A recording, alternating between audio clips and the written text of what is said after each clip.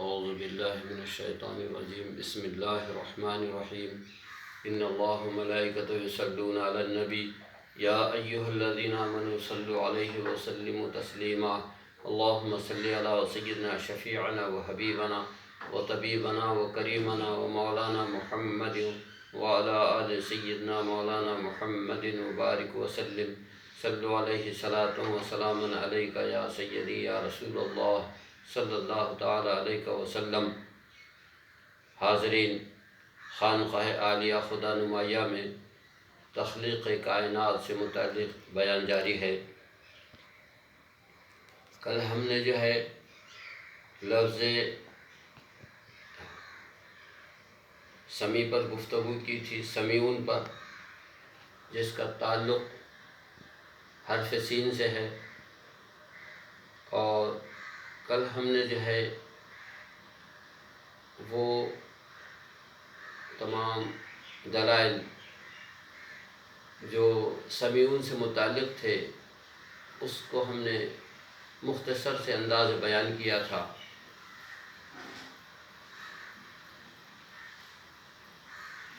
آج ہم لفظ صاد پر بات کر رہے ہیں۔ حرف صاد یہ ان حاملان عرش میں کا ایک حرف ہے،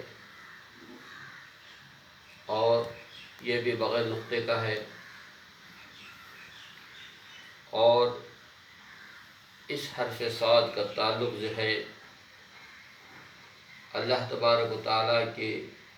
اس اسم بابرکت جس کو صمدن کہا جاتا ہے، جس کے معنی بے نیاز کے آتے ہیں، تو اس حرف صاد کا تعلق صمد سے آتا ہے، اور اس حرف صاد کا تعلق اللہ تبارک و تعالیٰ کا وہ اسم بابرکت جس کو صبور کہا جاتا ہے، فعول کے وزن پر، فعول صبور،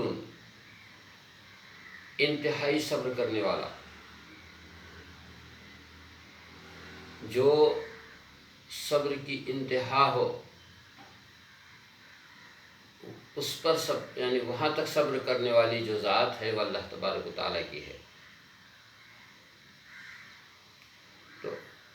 لفظ صاد کا تعلق ان دو اسماء باری تعالیٰ سے ہے۔ اس کے علاوہ جو حرف صاد ہے یہ فیضان عرش معلیٰ سے لیتے ہیں، اور جو اپنے نیچے کی کائنات ہے، جو مخلوق ہے، اس پر ہم وہ اللہ تبارک و تعالیٰ کے فیضان کو تقسیم کرتے ہیں۔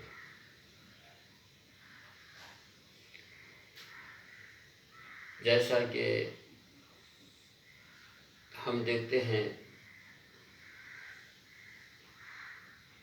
کہ صمدیت کا جو فیضان ہے وہ پوری کائنات پر پھیلا ہوا ہے۔ ہر چیز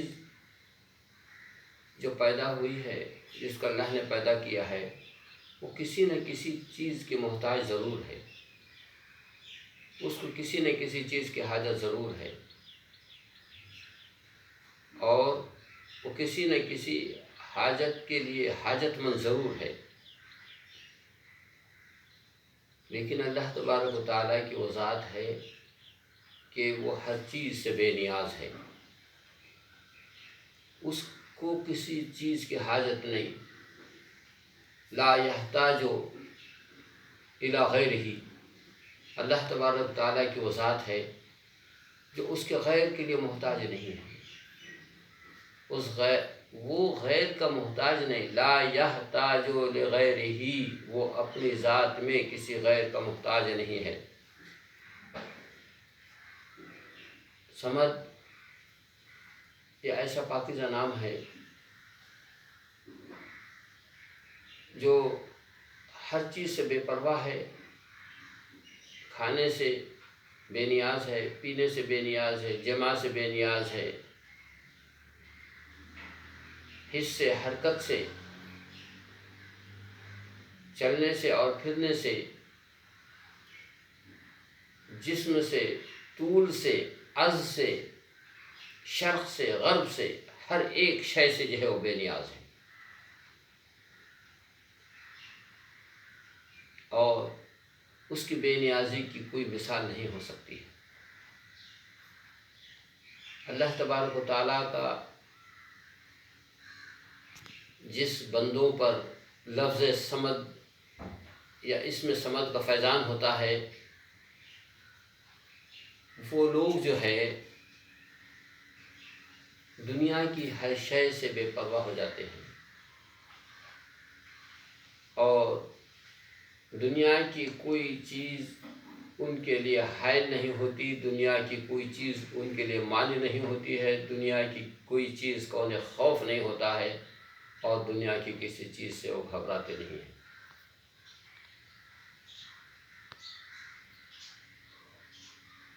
جیسا کہ انبیاء علیہ السلام کی زندگی میں دیکھا گیا، صحابہ کی زندگی میں دیکھا گیا، اولیاء اللہ کی زندگی میں دیکھا گیا کہ وہ جو ہے ہر چیز سے مستغنی ہیں، ان کو کسی چیز کی حاجت تک پرواہ نہیں ہے۔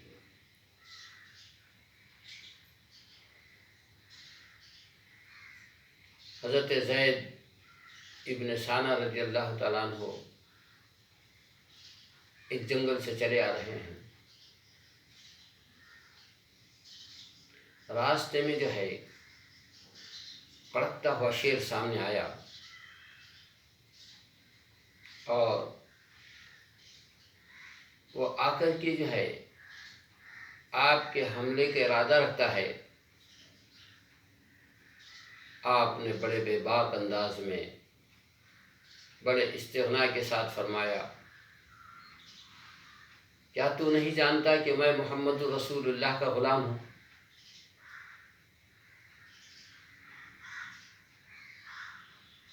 یہ کہنا ہی تھا کہ وہ شیر جو ہے دم ہلاتا ہوا حضرت زید ابن ثانہ کے پاس آیا، اور اپنے سر سے اشارہ کیا کہ آپ میرے پیٹھ پہ سوار ہو جائیں، میں آپ کو مدینے تک چھوڑ دیتا ہوں۔ تو یہ لفظ سمدیت کا فیضان ہے کہ جن بندوں پر اللہ تبارک و تعالیٰ کے اس اسم کا فیضان ہوتا ہے، وہ بندے زمانے سے اس طرح سے بے نیاز اور بے خوف ہوتے ہیں کہ ان کو زمانے کی کسی چیز کا نہ خوف ہوتا ہے، نہ کوئی ڈر ہوتا ہے، نہ کوئی ہراس ہوتا ہے، اور نہ کسی چیز کو انہیں حاجت ہوتی ہے، نہ کوئی تمنا ہوتی ہے۔ ان کا تو صرف ایک ہی مقصد ہوتا ہے کہ ان کا رب ان سے راضی رہے، بس۔ یہی حالات اولیاء اللہ میں پائے جاتے ہیں۔ سلسلہ عالیہ چشتیہ صابریہ کے جو ہے ایک مائناز شیخ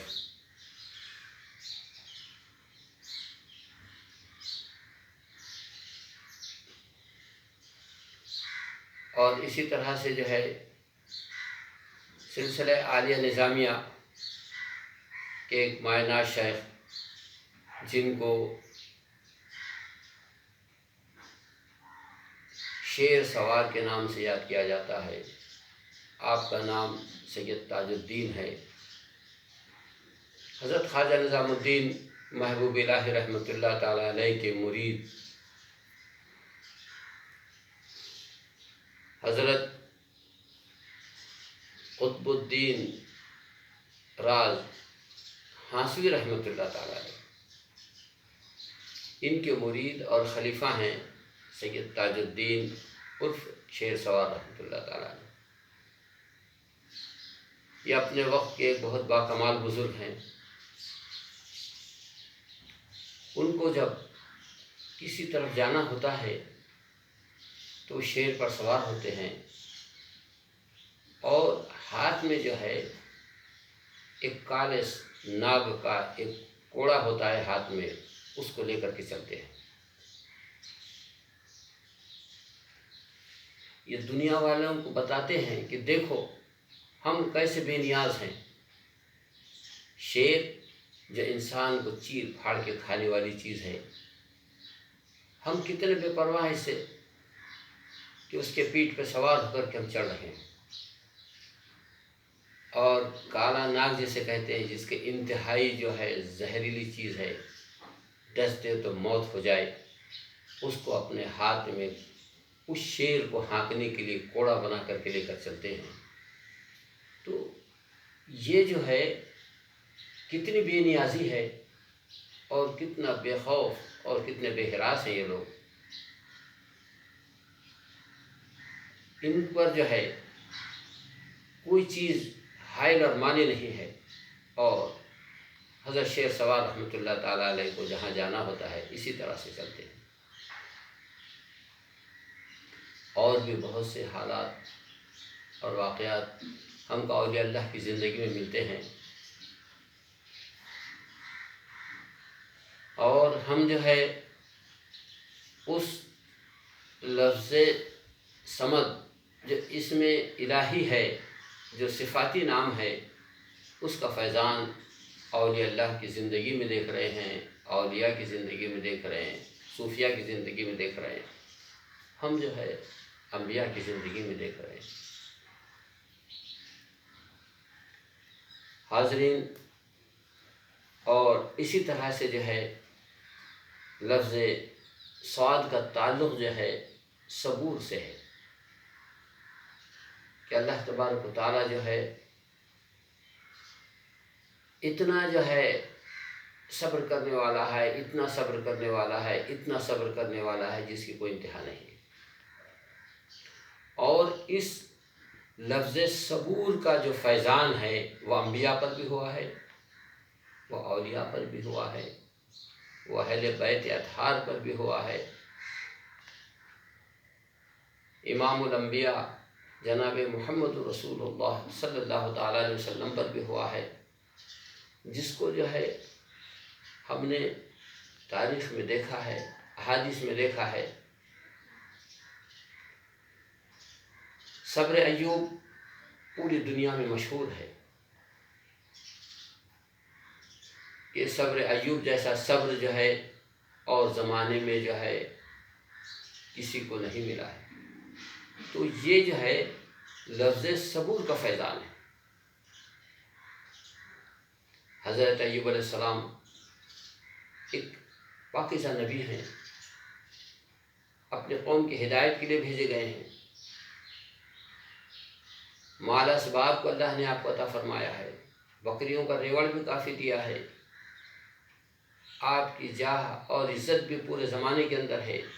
ہزاروں لوگ آپ کے دستر پہ روز کھا رہے ہیں۔ ایک وقت ایسا آ جاتا ہے کہ حضرت ایوب علیہ السلام کے جو بکریوں کے ریوڑ ہے تباہ ہو جاتے ہیں، پورا مال تباہ ہو جاتا ہے۔ آپ جو ہے مفلسی اور بے بسی میں آ جاتے ہیں، لیکن صبر میں ہے۔ مال برباد ہو گیا، صبر کیا، کوئی اللہ سے شکایت نہیں کی، پورے جانور اور بکریاں کا ریوڑ ختم ہو گیا، صبر کیا، اللہ کی شکایت نہیں کی، اللہ سے کہ اللہ یہ تو کیا کر رہا ہے میرے لیے، کوئی صبر کیا۔ یہاں تک کہ جو ہے آپ بیمار ہو گئے، پورے جسم کے اوپر جو ہے پھوڑی اور پھنسی بھر گئے، جسم کا ایک رائی کے برابر، بال برابر کو حصہ باقی نہیں، جہاں سے خون اور پیپ اور پس نہ رستا ہو۔ اس طرح سے حضرت ایوب علیہ السلام پر جو ہے اللہ تبارک و تعالیٰ نے جو ہے آزمائش ڈالی، لیکن حضرت ایوب علیہ السلام کی جو بیوی ہے وہ اتنی صابر رہی، اتنی شاکر رہی کہ اس حالت میں اپنے شوہر کی خدمت کرتی تھی اور پورے جسم کو جو ہے صاف کرتی تھی کپڑوں سے پھاڑ پھاڑ کر کے، اس پر جو ہے ایوب علیہ السلام سے لوگوں نے پوچھا کہ ایوب کیا حال ہو گیا ہے تمہارا، کیوں تم اللہ سے جو ہے شکایت نہیں کرتے ہو، مال تباہ ہو گیا، برباد ہو گیا، سب چھن گیا، تم بیمار ہو گئے، مریض ہو گئے، جسم کا ہر حصہ تمہارا جو ہے خون اور پیپ سے رس رہا ہے، کیوں اللہ سے شکایت نہیں کرتے؟ حضرت ایوب علیہ السلام عرض کرتے ہیں اللہ کا شکر ہے کہ میں کسی گناہ کے سبب نہیں ہوں، بلکہ اللہ کی ایک آزمائش میں، اللہ کی طرف سے ایک آزمائش ہے، میں معصیت میں نہیں ہوں، میں مصیبت میں ہوں، اللہ تبارک و تعالیٰ اس مصیبت سے مجھے بہترین انجام عطا فرمائے گا۔ اس طرح سے ہر وقت جو اللہ کا شکر جو ہے زبان سے ادا ہوتا تھا۔ اب جو زبان جو اللہ کا شکر ادا کر رہی ہے اس میں بھی اللہ تبارک و تعالیٰ نے بڑی سے پھوڑے کو اور پھنسے کو ڈال دیا، جس سے زبان بھی جو ہے ان کی بند ہو گئی اور وہ شکر نہیں کر سکتی ہے۔ تو حضرت ایوب علیہ السلام سر کے اور زبان کے اشارے سے اللہ کا شکر ادا کر رہے ہیں۔ تو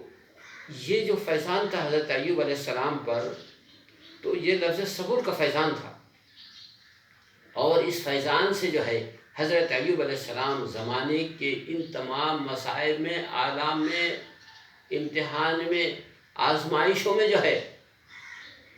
اللہ کے یعنی شکایت نہیں کی، بلکہ اللہ کا شکر ادا کرتے رہے۔ تو یہ فیضان جو تھا حضرت ایوب پر، یہ لفظ صبر ان کا تھا، اور حضرت ایوب علیہ السلام صبر کرتے رہے، یہاں تک کہ اللہ تبارک و تعالیٰ نے جب اپنے اس محبوب بندے کو جو ہے صبر میں صابر اور شاکر پایا اور آزمائشوں کے اندر جو ہے